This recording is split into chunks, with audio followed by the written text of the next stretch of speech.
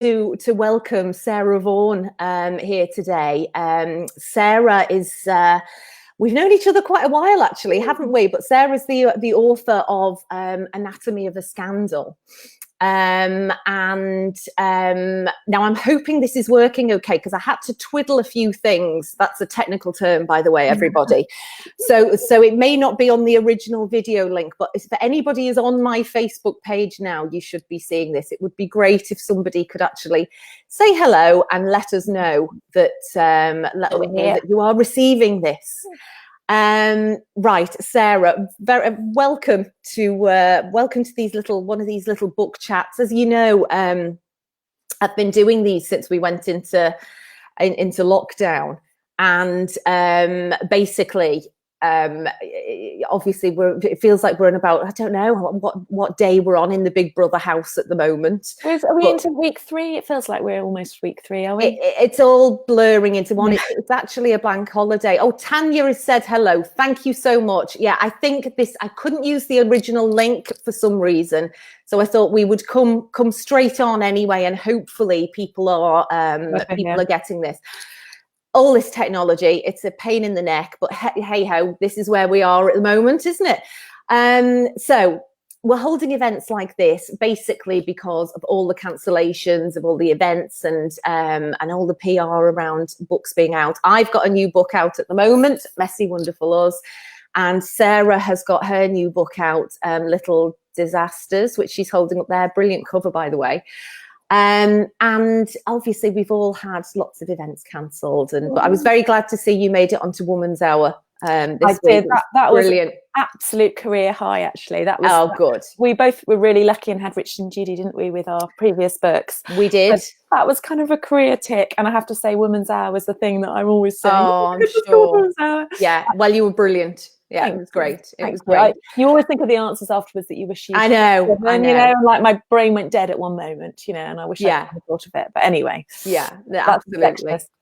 Okay, so while I'm hoping, so we've got Tanya here. I'm hoping other people have found us. It's a bit of a pain that this wasn't the original link that we'd put out, but the streaming service wouldn't let me use it. It said it has expired. I don't know why. Anyway, fingers crossed, people will join us.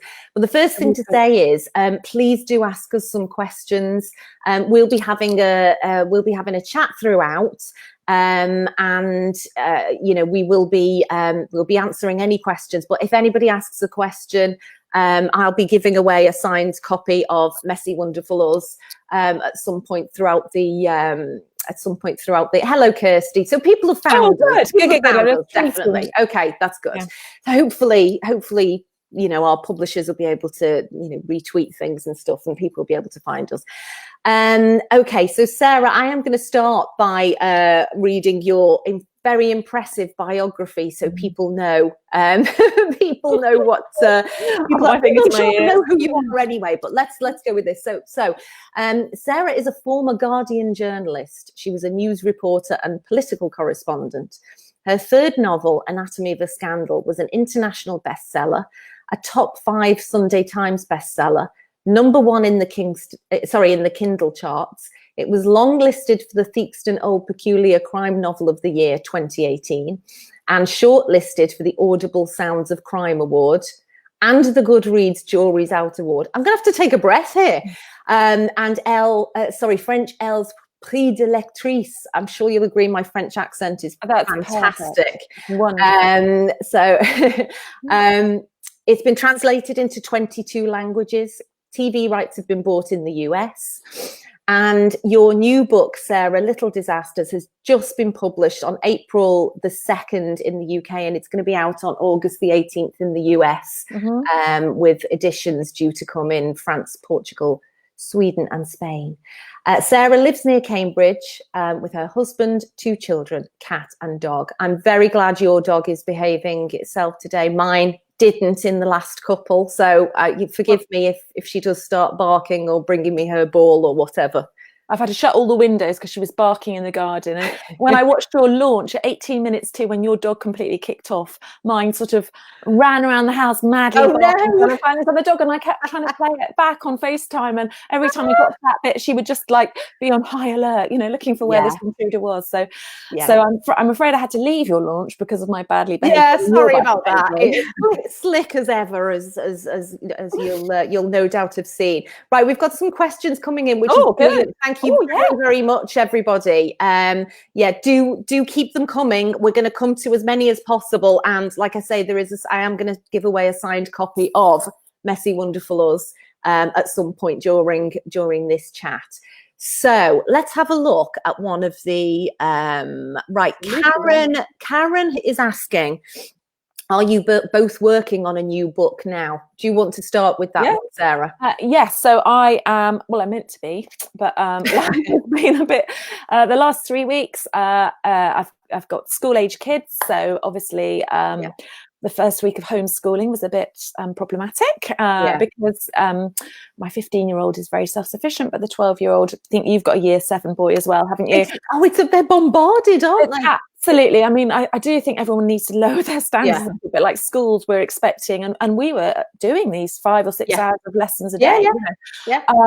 And also bringing a book out at a time when all my events, I had 8 events. We hadn't planned my one in Liverpool, had we? But we were going to, but I had 8 events in bookshops lined up. Obviously, that's not happening. So we've had to all have this steep learning curve of I'm not very good at technology, of adopting new forms of talking about our books. I know.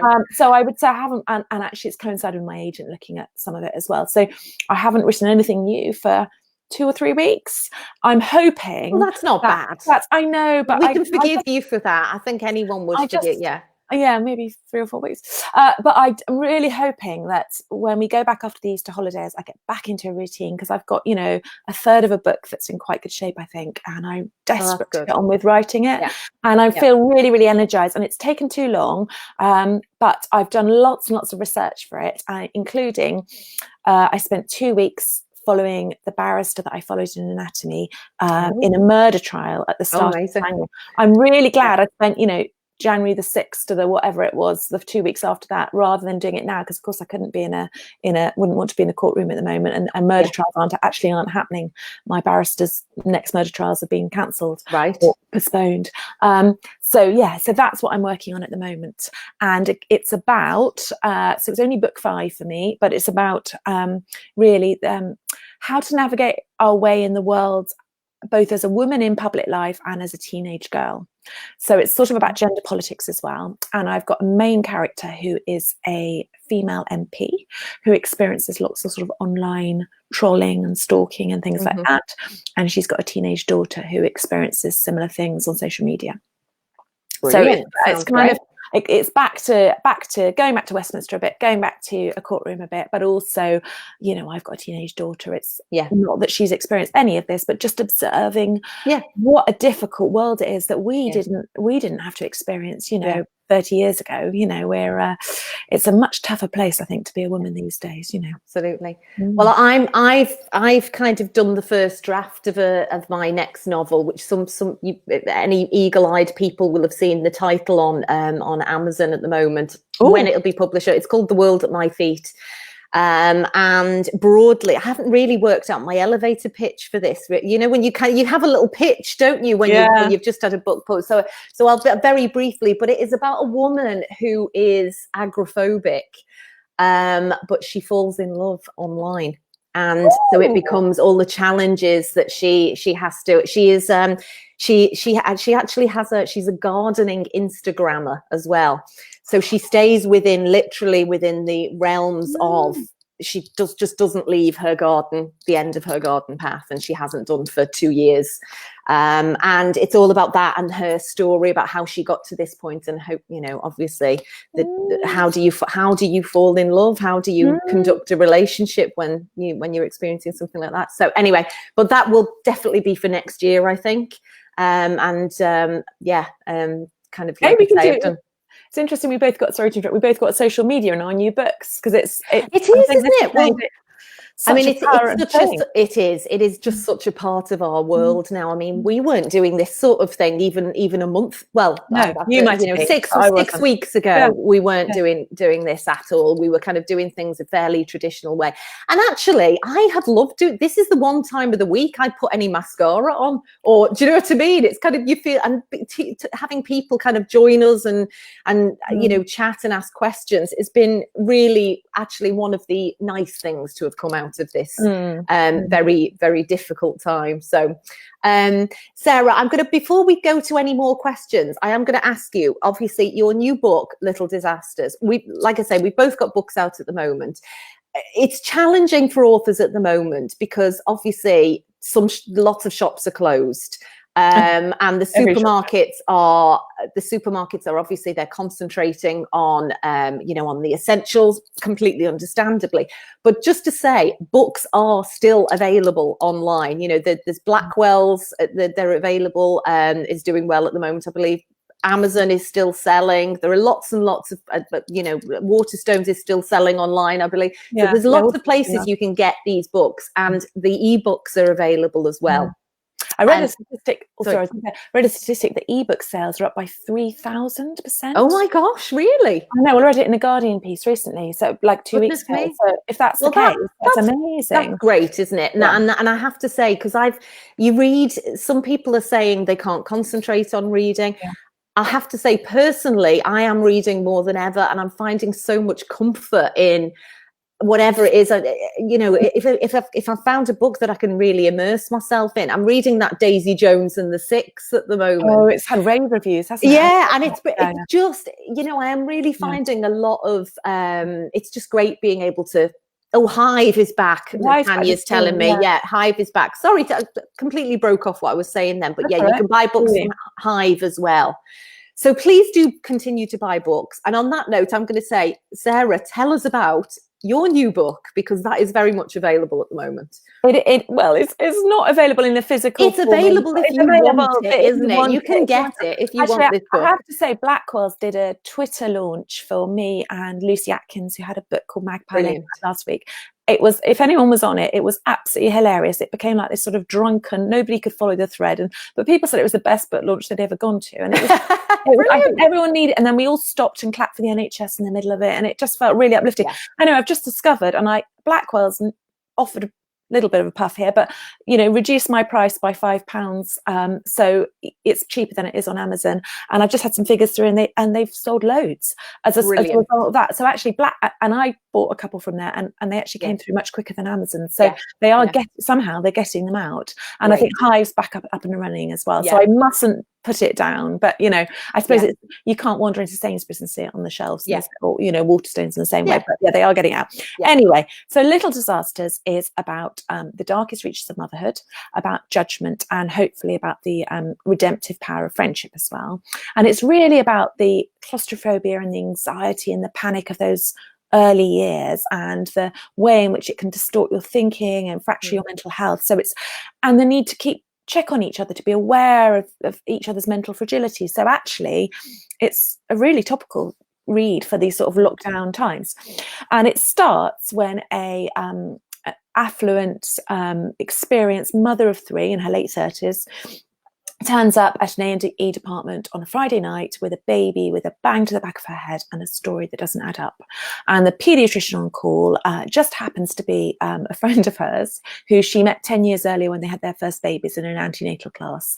And they kind of drifted apart a bit. But, you know, this paediatrician knows what sort of mother she is, she thinks, and she's got to make a professional judgment and marry the evidence in front of her with her knowledge of her friend.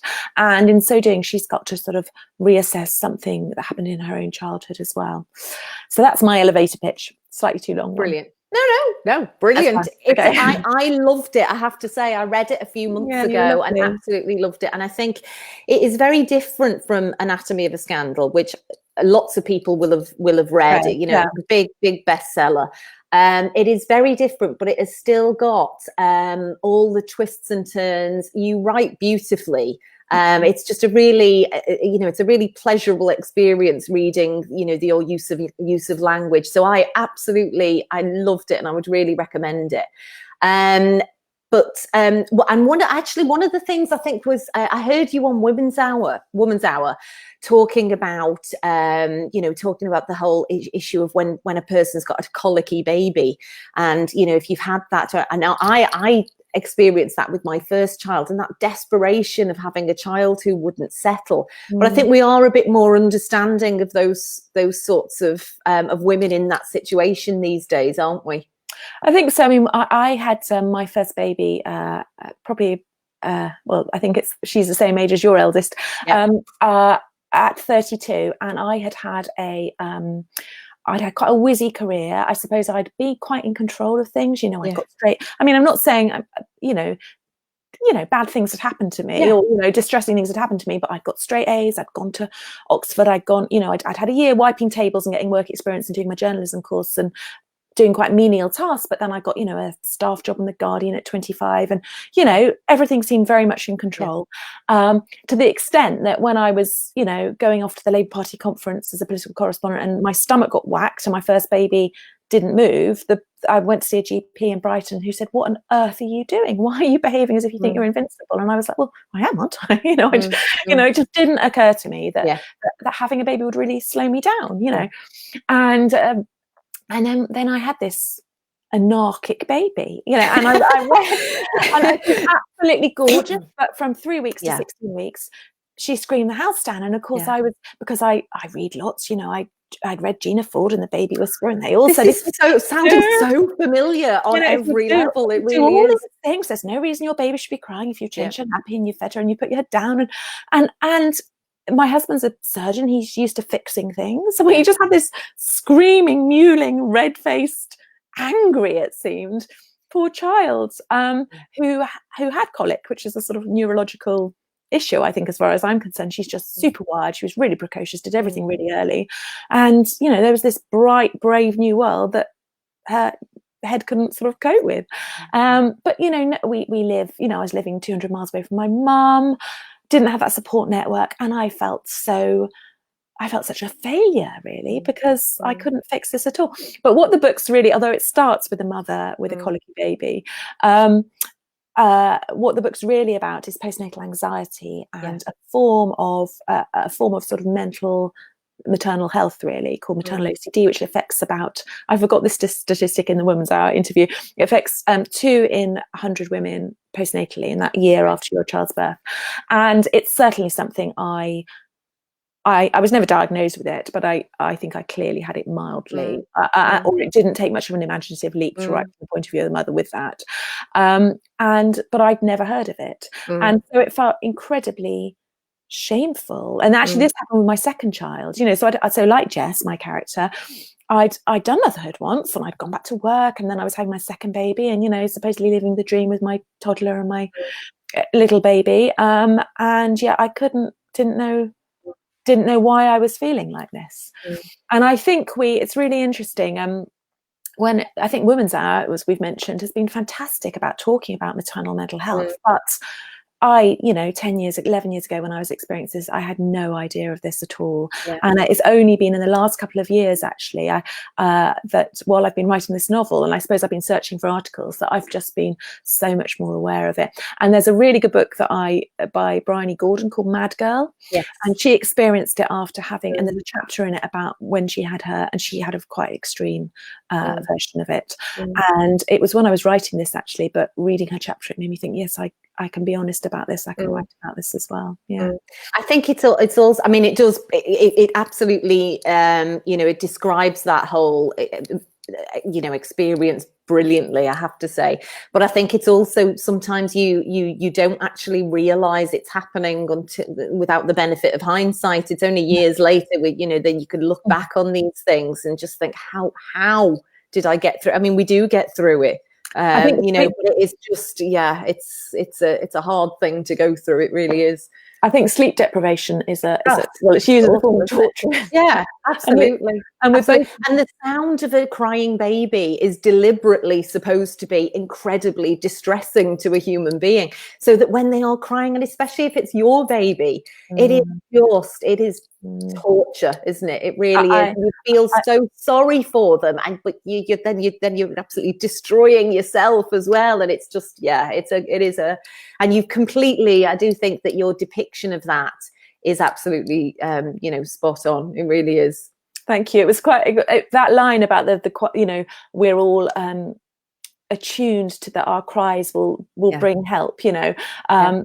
Physiologically we're so interesting, aren't we? And that we then start smiling at 6 weeks, because basically, I think I'm sure mine was smiling before then, but because actually if you don't give any appreciation, then there was that theory that humans would be leaving their babies on mountains to be ravaged by wolves and things if we didn't get any reciprocation. But I use that as a line in the book. Actually, the dad Ed says, human babies are very clever. They know that cry is the right pitch to really appeal to a parent. And and now if I hear a baby crying and a mother looking embarrassed, I'm always saying, don't worry, it's not bothering anyone else, because I think it's your own baby that tugs at your heartstrings, whereas to anyone else it's just a baby crying, isn't it? Absolutely right. We've got lots of comments coming in here, so that's great. So Janet is saying, Catherine, my friend and I came to see you at the Hull. Oh, hello, Janet. Well, thank you very much. And thank you for joining us today. That's absolutely brilliant. Let's see. Right. There's also a question here. Did you think about delaying the launch in the current climate? Do you want to go first? I don't think we could, actually, because I think by the time lockdown happened, the books were on the way from the warehouse to the bookshop. And for instance, I had a great feature in this month's, just grab it, Women and Home, so you've kind of got publicity that's, oops, can't show it. There you go. There's so much in place, isn't there? Exactly. Sorry, come on. No, I was going to say, and I think it was, obviously there is now going to be a glut, I think, later in the summer and the autumn. And so publishers don't want all their books to come then. And I think, perhaps if this was happening in late May, we would have delayed it, but the book was already slightly delayed. Well, it was delayed anyway, because I was longer in getting it absolutely right. And then we wanted to get the cover absolutely right. And we both had an editor who left, didn't we? So, we kind of, there was a delay anyway. And I think we were just keen to get on with it, really, because there'd been this build up and publicity and marketing work towards it coming out on a certain date. So, I mean, I think we're both really lucky because we've come out in hardback. So, we get another go, really, I hope. Well, mine is paperback.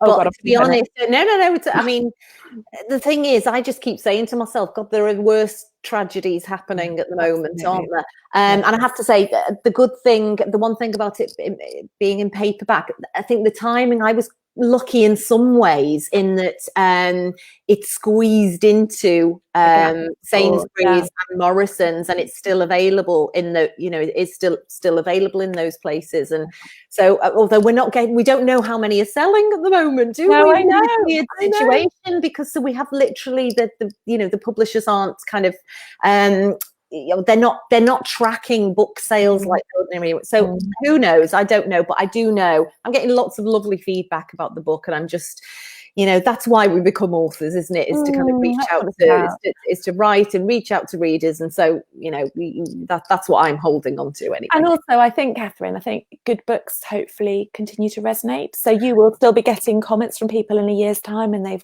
read it in the library and they've recommended it. And the ebooks and audiobooks mean that books continue to sell, and you are very, very prolific and productive. So you'll have people who are reading, your next one, who'll then be coming back to find this and things. Yeah, I hope so. My very wise agent, Sheila Crowley, always says good storytelling always wins through. And I do think that, well, it's true, isn't it? Absolutely. I'm fairly philosophical about these things. Janice is asking, will we be using our recent experiences of lockdown in upcoming books? Sorry.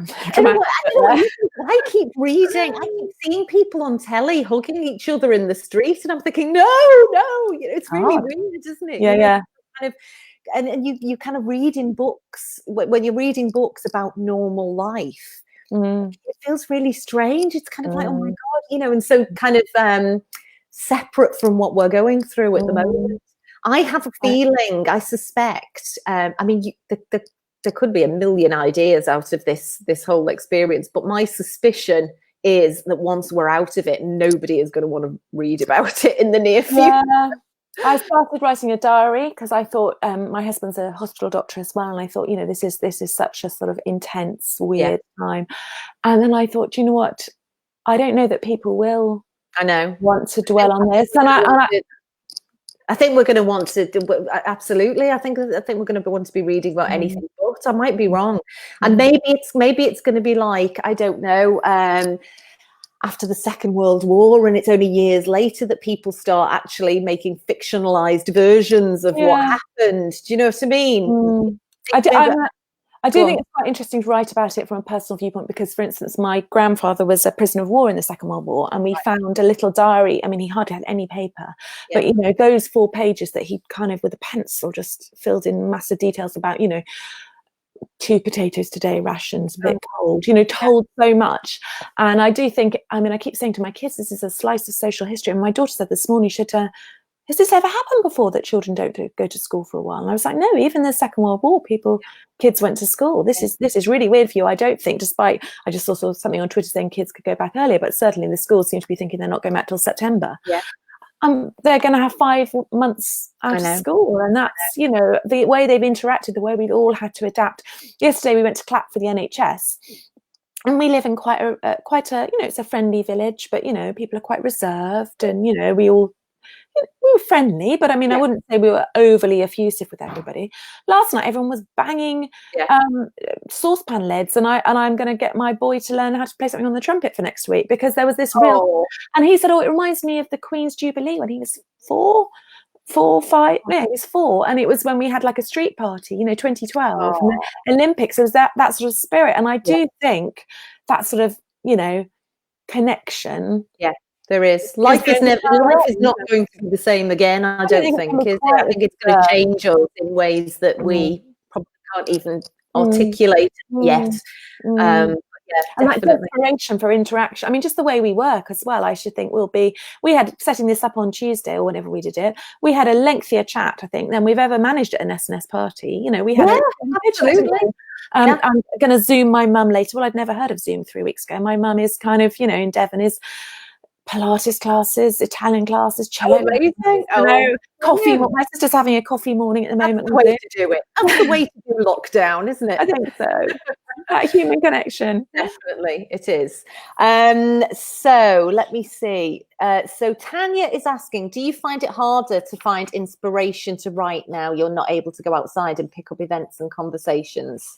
Well, I'm not really, I suppose we're not hanging around. Well, I'm not really writing fresh stuff, but actually to answer the question, I think I mentioned it earlier, I'm really glad I've got a notepad full of this 2-week murder trial I was at. For this new novel, I've gone and interviewed lots of MPs, female MPs. So I've got notepads full of that and notes full of that. And I'm actually in quite a good space for it, because I've really worked out my plot in a way that I did with anatomy, but I didn't with Little Disasters as much. I don't want to make that mistake again. So I've kind of really worked that through, run it past a barrister, a detective, my agent. So that's all firm. And I know my characters, so actually I can use a lot of that. And we've got good memories, haven't we? And you can just pick. I think we magpie stuff all the time. I'm sure I'm magpieing stuff from Twitter, and just even I'm sure somewhere people's striking saucepans is going to make its way into you just kind of greedily absorb it all, don't you, and use it all. So, and I actually think and I'm sure you're the same, but actually the amount of inspiration I take from real life is really tiny these days. It's very rare that I can think of something I've actually seen happening and I put it, and I just kind of wholesale lift it into a book. I think you're, as a writer, your biggest asset is your imagination, and being in lockdown does not diminish that in any way, I don't think. I still, all my kind of light bulb moments come when I'm tend to be when I'm out running, and that is the one thing that's really kept me going actually through this. I've been our 20-minute runs in the morning, and it just really sets you up for the day. And it's nice that the weather's been so nice. And so yeah, all that has definitely continued for me, I think. So Sarah, I've actually got a question for you, but I've just realized the time is incredibly, so should we squeeze one last thing? We haven't done half our questions, have we? We haven't, I know. So can I say hello to Lucy as well? Sorry, I saw Lucy. I saw somewhere on here. Hello, Lucy. Nice to. Oh God, shit. Sorry. What have I done? Right, sorry. I clicked on something else. Are you still here? I'm still here. You just asked the question. You did do that on Woman's Hour. Oh, I know. So my question is, well, what is obviously we mentioned that your husband is a surgeon, he's an NHS doctor. What is life like in your household at the moment? You must feel a bit anxious because of that. I did feel at the start, much more anxious actually about it. I think in the sort of, not limbo, but in the sort of preparation, when there were lots and lots of news stories about lack of PPE, and I was absorbing everything I could about, deaths of Italian doctors, and I was really getting quite obsessive about it. But he's got sufficient PPE now. I think, it's been recognised it's been a real issue. And we thought of some strategies to minimise the risk of, obviously, in his work, they've gone through lots of procedures to sort of really try to minimize exposure and risk and put on the gowns in the right way and everything. And when he comes back, we do things like he strips off at work and brings back the clothes in a pillowcase, actually, that we then put straight in the washing machine, and then he strips off at the door in the other clothes and has a shower straight away. So just somehow having those practical measures is helpful. So that's can you hear me? I can. Brilliant. Okay, that's much better. Brilliant. So actually it's all we're all learning to adapt, aren't we? We're exactly. And what's on the end, I know. And I think what seems so, obviously it is horrifically terrifying, but I think as it becomes another SNS author said to me today, it's a marathon, not a sprint. And I think if we all adapt to it, this being our new normality, I couldn't sustain that level of anxiety. We've all had to, haven't we, kind of slow actually up. I read somewhere that when to go back to, I mentioned this is the second time I've mentioned the Second World War, but apparently I read somewhere that apparently there was a huge wave of anxiety at the start, and that did kind of settle, because you just get used to, as a nation and as individuals, you do get used to this becoming your normal way of life, and it's not how any of us want to live, but as human beings, we are incredibly adaptable, and and you can't possibly sustain that level of anxiety, in the warfare. And I'm always fascinated when you read literature about the Second World War, and people are, like Sebastian Faulks or something, or people are going out and having affairs or flouting the blackout. And I always thought, how on earth do people do that? Surely but actually you cannot possibly put, affairs of the heart on hold for, or not take risks for 6 years, can you? Hopefully it's not comparable in that we actually physically have to stay in our homes, and that's the one thing we've got to do at the moment, but I can understand how you can't continue in that really, really heightened state for anxiety. Absolutely. Right. Well, I'm just going to mention, because I've totally failed to mention at the moment this, I am going to give away a copy of Messy Wonderful Us, which is it's weird, isn't it? Because when you can't work out which direction you're meant to move in when you're looking at the screen, kind of. But anyway, here you go. You can see it there. So that's my new book, and it's all set in Italy in times very, very different from now. And it is about a research scientist called Ali, whose world is everything she knows about her family is basically exploded when she discovers a letter in her grandfather's in her grandmother's house, and she goes to try and find the truth to Lake Garda with her best friend Ed. So that is out at the moment, and I am going to give my signed copy to Janice Wright. Janice, you're this week's winner. So I will, Janice, if you can ping me a message on Facebook after this with your address, and I will I'll get that in the post immediately, and hopefully you'll get it next week. And do you want me to give away one or not? Do your guests normally If you're up for it, I think you don't have to go to the post office. I've worked out a way of doing it. You can do it online and just weigh it yourself and print it out. About that and print it out, but you probably can get it in the post box though. Yes. Yeah, if it's just now hang on, you should be able to get a. What I might do, what I did at the weekend, because I was so worried that I might have, if my husband was infected, then we might be, and then I might give it to the post office, which is probably completely irrational. But that was where I was thinking. I've been ordering. I did some giveaways, and I sent them from Blackwell's actually, and then I just sent a signed slip. Brilliant. So I'm very happy to give Blackwell some custom. Well, there we go. I've been distributing my copies around the village a lot. So, brilliant. So yeah, yes, give one away, says someone. So I'm very happy. If you pick someone who will then DM you their address or me.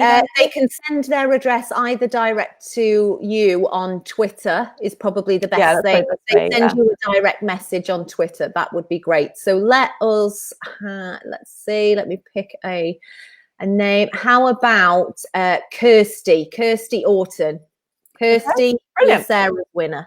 So there we go. I'm at Vaughan author. Or and on Twitter if you can DM me, and if you can't do that, maybe if you could message Catherine and then Kirsty will put you in touch and don't want to put your address here or anything. That's brilliant. Okay, I love that. Well, this has been absolutely lovely, and it is a brilliant book. I really hope. I'm sure it will do well, despite the challenging, despite the challenges we've all got at the moment. And yeah, do keep writing, Sarah, and everybody else stay safe. And I'll be doing another one of these. I'll tell you who it's with. I think I've got somebody lined up for next week, so I'll kind of announce who it is early next week. But yeah, on my Facebook page at 1 p.m. every Friday, I'm doing this for hopefully as long as we're in lockdown. And it's lovely to see you all. Thank you very much. Bye-bye. Bye.